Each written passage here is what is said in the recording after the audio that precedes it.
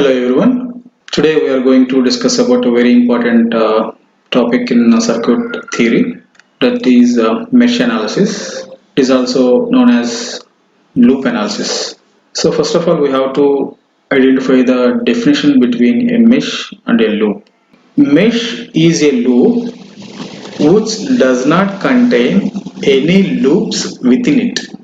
That means a mesh can be a loop, but a loop not necessarily be a mesh. It is one of the most important technique to solve the network. So it can be used in many ways to solve the problems. When you are using theorems, when you are solving other problems and other subjects also we use this technique too. If any closed path is there, so we have to find the current and voltage across each and every element or each and every branch. So we can use this technique, and especially for electrical engineers this is the basics for everything. So you already know the difference between mesh and loop. There are specific steps to follow when you're solving a problem by using mesh analysis. The first one, identify the meshes. We have to identify how many meshes are there, and the second point, so assume the polarities. Assume the polarities are the directions of current. So we have to assume the polarities, whether it is for the resistors or voltage sources, and we have to give the directions, whether it is in clockwise direction or anti-clockwise direction for the currents. And when you are solving the problems, we will follow these rules. And the third step is write down equations for each loop or mesh. After giving the directions of current or polarities, we have to write equations for each and every loop. And finally, the fourth step is, so we have to use KVL. So we have to use Kirchhoff's voltage law in the mesh analysis. So by using this Kirchhoff's voltage law, we have to write the equations for each and every mesh in the network. And finally, solve those equations. By solving those equations, we can find the currents in each and every loop. So loop 1 current, loop 2 current, loop 3 currents, everything currents will be obtained, and from those currents we can calculate the voltage across the each branch, and the current in the each branches also we can calculate. So these are the steps we have to follow while solving the mesh analysis. I will start with one example. So the question is like this: find the current through 5 ohms resistor using mesh analysis. Okay, this is the question.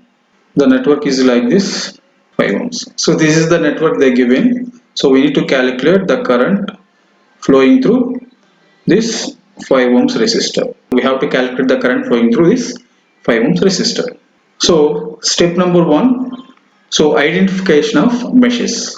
So in this network, I can easily identify there are 2 closed loops or 2 meshes. So mesh number A, B, C, D, A. So our loop number 1 is the current A, B, C, D. A loop is one loop, and E, F. So loops are A, B, C, D, A. So first loop, and second loop is B, E, F, C, B is the second loop. Next, step number 2, assume the directions of current and polarities. So I can write it is positive terminal and negative terminal. If I assume the directions of current, it is my choice. I can current direction can be any way. I will follow one notations. I hope you also follow the same notations for avoiding the confusion. So I follow the general notation. Each and every textbook will follow. Okay. Most of the textbooks will follow the same notations. So if you are a fresher to learn this mesh analysis, so try to adopt this notation. So I always take a clockwise direction for the sake. So I will assume the current direction in the loop 1 as clockwise direction. I can name it as I1. In the loop 2, I can name it as the clockwise direction. In the loop 2, it is I2. Done. So step 2 is done. So identify the currents, the directions of current, assume the polarities. And step number 3, so write down the equations for each loop. So first loop number 1. At loop number 1, I will write the equations. So see here, the loop number 1, so the current is leaving at a positive terminal. So that's why I can take it as a plus symbol. So that's why 10 volts.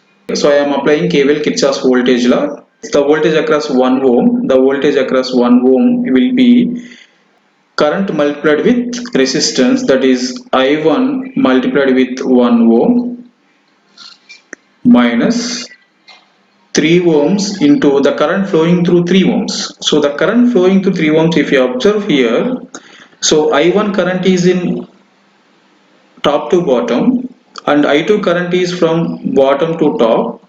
So there are two currents flowing in the 3 ohms resistor.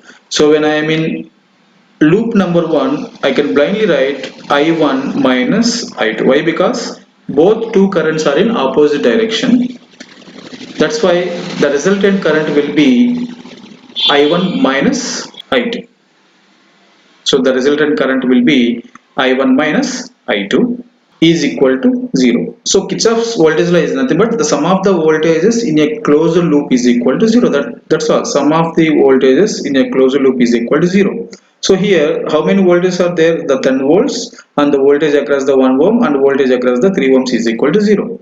So from the notations I can write 10 volts minus I1 minus I1 multiplied with 1 ohm. So voltage across 1 ohm is I1 multiplied with 1 ohm is equal to IR.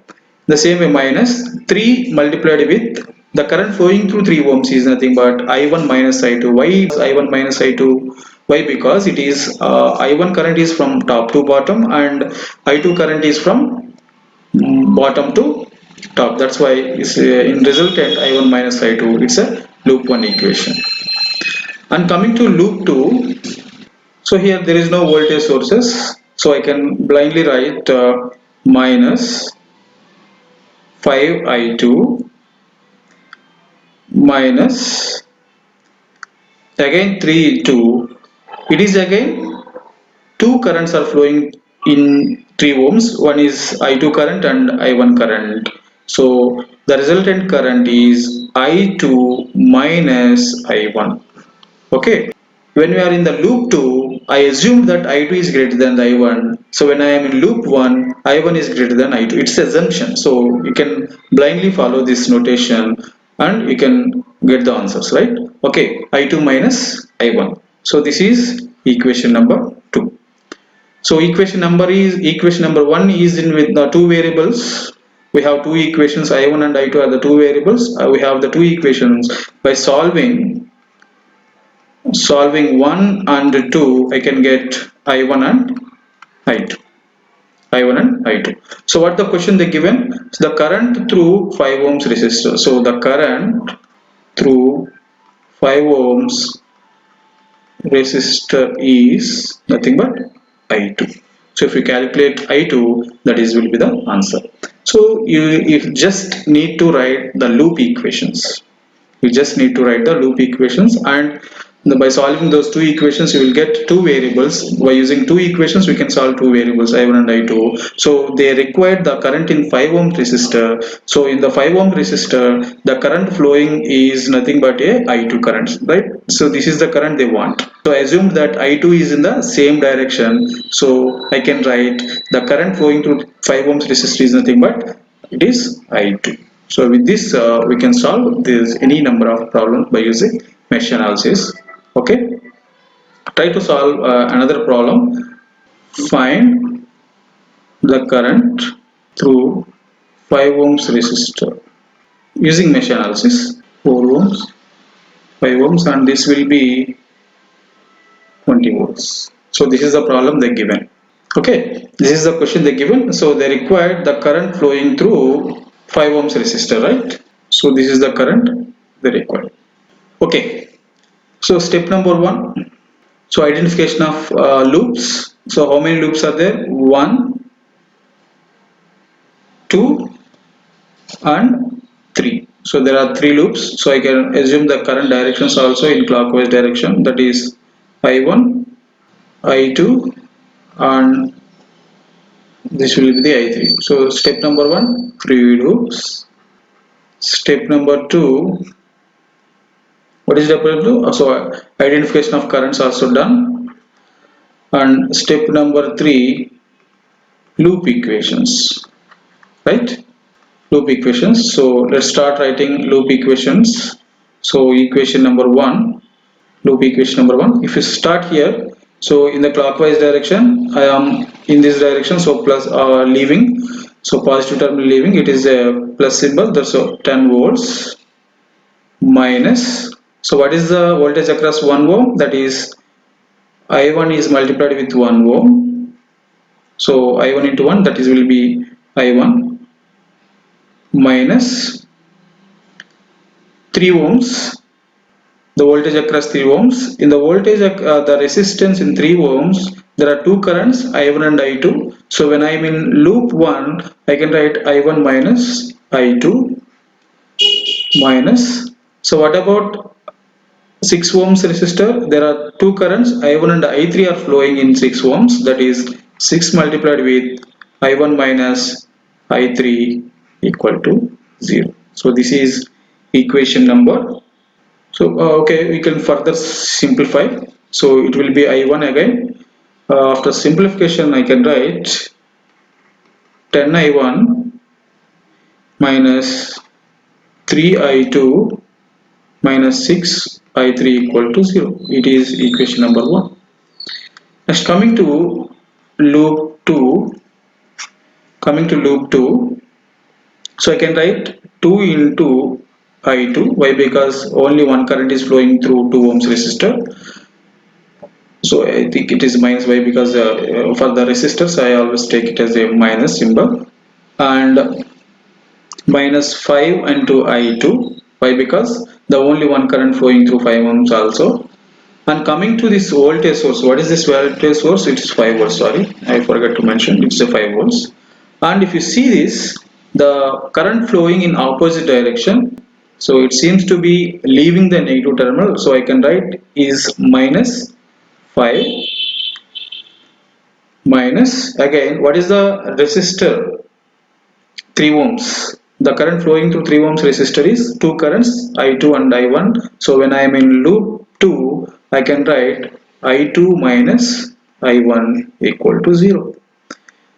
Okay, so according to our notations, so 3 ohms, in the 3 ohms there are two currents flowing, one is I2 and I1. So when I am in loop 2, I can write I2 minus I1, and the resistor 2 ohms, the I2 current is only flowing through 2 ohms and 5 ohms, that is 2 I2 minus 5 I2, and the voltage source, the assumed direction of current I2 is the opposite direction to the 5 volts, so I can write minus 5. So for further simplification, I write minus 3 I1 plus 10 I2 equal to minus 5. So it is equation number 2. It is equation number 2.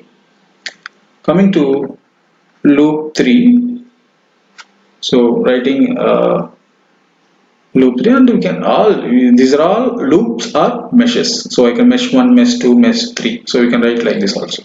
So coming to mesh 3, if you see, so plus 5 volts. Why? Because the current is I3 current is leaving in the positive terminals. That's why I can write a plus 5, and minus 4 I3. Why? Because only one current is flowing through 4 ohms, and plus 20 volts. Why? Because the same positive terminal, the current I3 is leaving the positive terminal, and minus 6 into, there are two currents flowing through 6 ohm, that is I3 and I1, but I am in loop 3, that is I3 minus I1 equal to 0. So that is, so loop 3 equation. So if you simplify it, it will be minus 6 I1 plus 10 I3 equal to 25.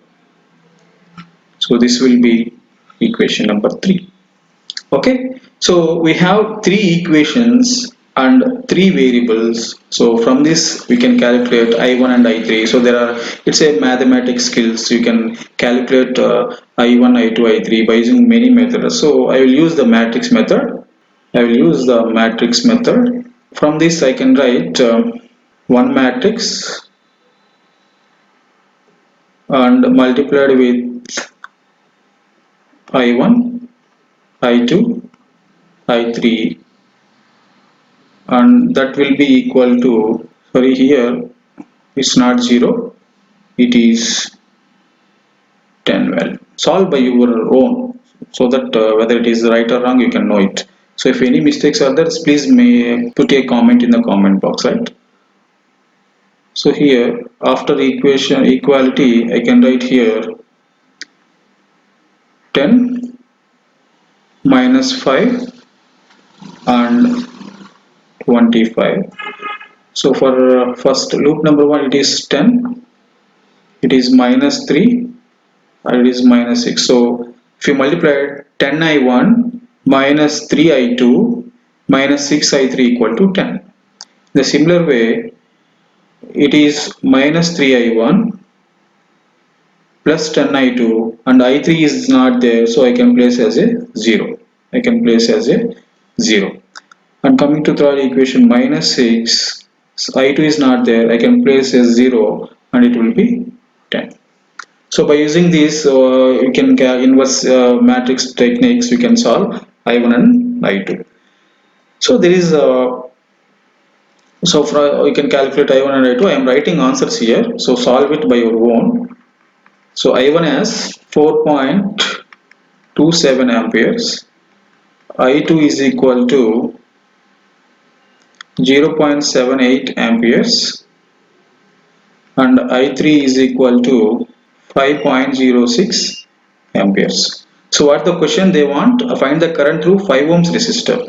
So we already know, so this 5 ohms resistor only I2 current is flowing. So the answer for this question is the current flowing through 5 ohms resistor is nothing but I2 current, that is 0.78 amperes. So that is the answer for this question.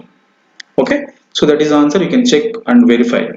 And my intention is not this, and I would like to give you a technique to find answers directly. So by seeing the network we can directly see the answers. So if you see, if you this I will write it as the resistances R11, R12 and R13. R11 means R11 means all the resistors related to loop 1 only. Okay, so what are the resistors in the loop 1? What are the resistance in the loop 1? 1 ohm, 3 ohms and 6 ohms. So if you see 1 ohm plus 3 ohms plus 6 ohm, that will be 10 ohms. So this is the value I placed here. Okay, next let's check another one, R12. R12 is the resistors related to loop 1 and 2, right? That is called a mutual resistance.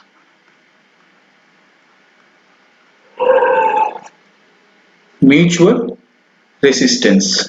So what is the mutual resistance between 1 and 2? Which resistance is mutual between 1 and 2 resistance? So 1 and 2 loop, it is 3 ohms, right? So it is 3 ohms. But they given as negative. So we got minus. Why? What is the reason for the negative sign? Indicates the currents in loop 1 and loop 2. Loop 1 and loop 2 are in opposite direction.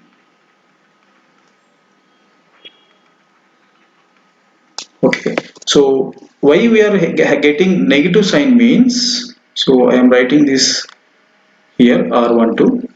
So actually R12 is the resistance related to 1 and 2 loop. 1 and 2 loop. So 1 and 2 loop ki common ga, so what is the resistance we have? 3 ohms.